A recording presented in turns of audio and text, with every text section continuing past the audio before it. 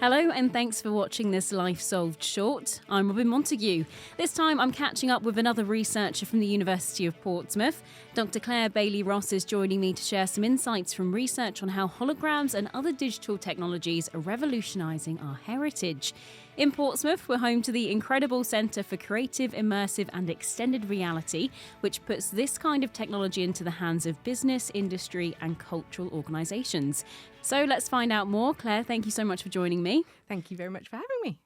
So Claire, just give me a bit of background about your role as Associate Dean Academic in the Faculty of Creative and Cultural Industries, because that's quite a mouthful, isn't it? My background is actually in part of the Faculty of Creative Technologies, and I look at user experience and digital user experience in particular. And creative technologies, again, it's quite a broad thing, but we look at how different technologies can be used creatively in things like music, in computer games, visual effects, animation, interaction design. So my undergraduate degree was actually in archaeology because I loved really old things and I loved Indiana Jones and I really wanted to be that. But as I went through my career, became really fascinated in not only the past and how the past is interpreted and displayed in things like museums, but then how people respond to that and then how you can use digital technologies to explore that. So my research area is something called digital heritage. And the term heritage kind of really broadly looks at the study of human activity. So things like archaeology is part of that. But it's also things like intangible heritage, so narratives, storytelling, art, cultural evidences and traditions. And heritage has always been really, really important. But in this increasingly globalised world, our understanding and our attitude towards heritage is shaping our sense of place, our context, and our sense of selves more than ever before. And with kind of over the last few years, this explosion of new technologies, it permeates every aspect of our lives, and that's true of cultural heritage and museums in particular. And this kind of explosion of technology has really affected the way different communities and different people experience heritage around the world, whether that their own heritage or those of other cultures. And people are increasingly encountering kind of sites and cultural historic objects through digital media, whether that's virtual reconstructions, whether it's digital representations or digital surrogates of artifacts, whether it's through social media and online videos. And this is particularly true for kind of younger generations, where their first experience of any type of cultural heritage is likely to be through a digital surrogate. So that's completely shaping their experience of the past and their perception of it. I went to a museum in Sydney a couple of years ago and it was showing holograms of some of the paintings of these prisoners that had come over from the UK. And it was just so immersive and really interesting because it basically brought them to life and gave me a chance to hear their story. I think more and more museums are looking to do that, is to bring techniques and tools that are being used in film, in TV, in video games into a cultural context to see how they can be used. The really recent example actually is Birmingham Museums Trust have just launched a version of a cultural quarter of Birmingham in the metaverse. So people can then actually virtually go to Birmingham, have a wander around and actually take part in a festival. And I think that's just amazing in terms of opening up accessibility to places that you wouldn't necessarily have gone to before. Not that people wouldn't go to Birmingham, but I think it's just showing how experimental museums and cultural heritage organisations are being to try and use new technologies to engage visitors in different ways. A couple of things off the back of that, but first, the Centre for Creative, Immersive and Extended Reality, I imagine you work quite closely with them because your work is very tech heavy. Can you just give us a bit of an overview of what they are? So the Centre for Creative and Immersive Extended Reality, again, it's a mouthful, so we shortened it to CCIXR. It's the UK's first integrated facility to support the entire pipeline of innovation in the creative and digital technologies of virtual, augmented, and extended realities. Extended reality, again, is a bit of a buzzword, or XR for short. It's an umbrella category, really, that covers all various forms of kind of computer-aided or computer-altered reality. So this is augmented reality, or AR, mixed reality, or MR, and virtual reality, or VR. And I think people are probably more familiar with AR and VR. And then mixed is kind of a hybrid of the two. It's a spectrum starting from real-world reality to augmented reality, which is a layer on top of reality, mixed reality, which shifts slightly more towards virtual, so there's a bit more non-real, and then full-on virtual reality, so completely fabricated digital virtual spaces that you can interact with. And within CCI XR, it's a great facility full of so many weird and wonderful cutting edge technologies. And one of the projects we've been working with is called Enabling XR Enterprise. And that is looking at how you use extended reality to help boost the City of Portsmouth and Gosport's visitor and cultural economy. Sorry. So we've been working with 6 partner organisations, cultural heritage organisations, to increase visitor numbers, well, hopefully increase visitor numbers, and to inspire and engage.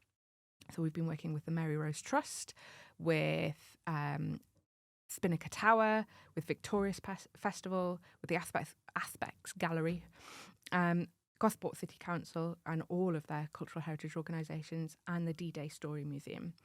Now, D-Day Story is the one I've been working most closely with, and we've been working on a proof of concept experience on how you can create immersive experience on board an actual historical artefact. So we've been using something called the LCT 7074. Now, that's the last surviving landing craft from D-Day. So it used to carry it used to have a vital role of transporting men, tanks and supplies across the English Channel during D-Day. And it's huge. It's incredible. You can go walk past it. You can go on it. So actually having that as a playground, it's a really immersive experience in itself, just being on this landing craft. It's really quite powerful. And what we didn't want to do with any type of immersive experience, there's this idea of you have a headset that you put over, or an AR experience, so you have your phone in front of your face. We didn't want to do that. So we were looking at how you could create invisible interfaces and using non-screen-based technologies and the key word is to play with that history. So part of the challenge that D-Day Story have is that 18 to 35-year-olds don't really visit, because war is a very difficult topic, and also kind of D-Day, unless you're really interested in military history or you're doing it at school, is not really something 18 to 35-year-olds engage with. So we wanted to think about how we could create playful experiences, because we spoke to a range of 18 to 35-year-olds to understand what it was that they were interested in. And thinking about play and kind of escape room type game mechanics was something that really resonated with the focus group that we were working with. So we thought, right, okay, how can we use escape room type experiences and work with immersive sound and other technologies to create some kind of experience on this historical object.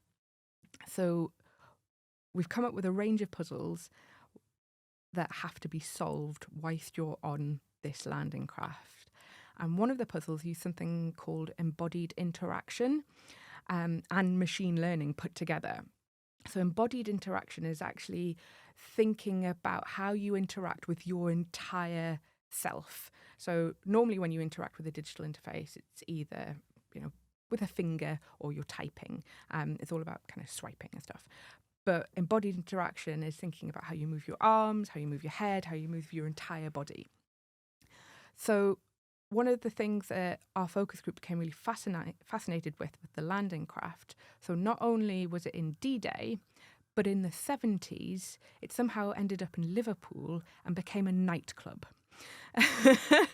So that history of that huge object is something that people need to know about.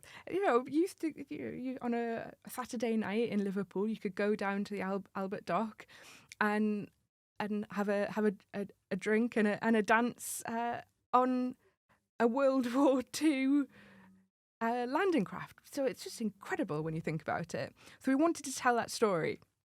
So using this idea of embodied interaction, we'll create a puzzle where visitors have to strike a number of 1970s dance modes. So you are thinking kind of like John Travolta type poses. And in essence, what we've done, we've taught an AI to classify certain body positions. And then we've installed a very small webcam on the landing craft, and we're playing 1970s music. And to unlock the next part of the puzzle, you've got to hit certain poses. We're trialing it now to see how well it works, and I think this is again one of the interesting things when you're doing experimental work. Working with AI and any type of digital technology outdoors on a big metal old landing craft is really quite challenging.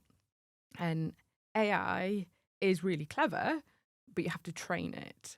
And it involves taking lots of images and lots of videos of different dance poses through different people doing different dance poses. And then you get that machine to work through that data to then classify what is the right pose.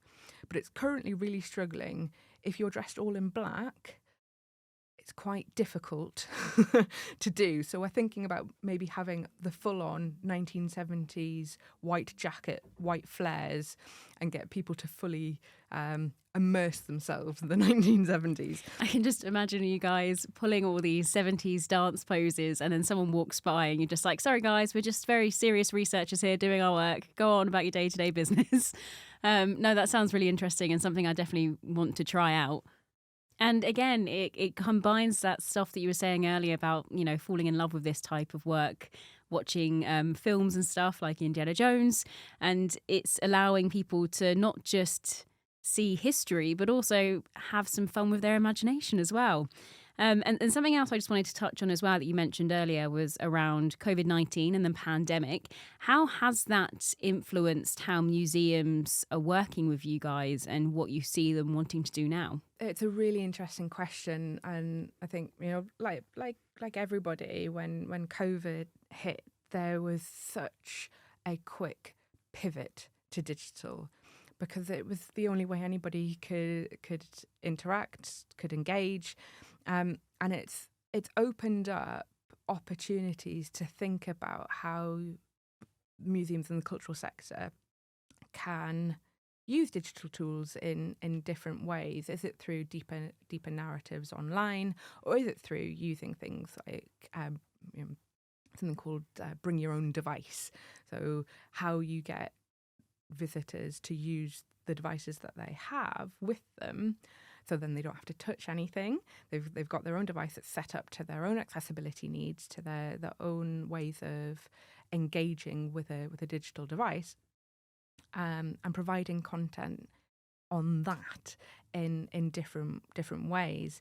But there's also some more experimental things that museums are and other cultural sites are exploring, and holograms is one of the things that museums are looking at.